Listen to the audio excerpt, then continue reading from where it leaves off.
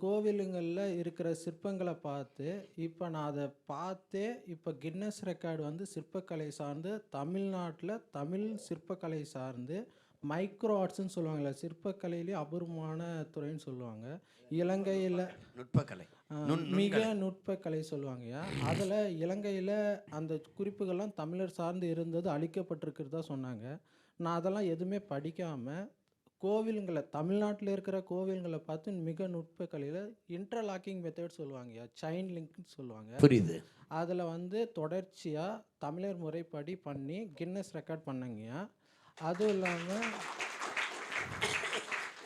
உலகத்திலே சின்ன முருகர் சிலை வந்து நான் வடிவமைச்சு, அதுக்கு இந்தியன் புக் ஆஃப் ரெக்கார்ட் பண்ணேங்கய்யா. ஆனா வாழ்த்துக்கள், வாழ்த்துக்கள்.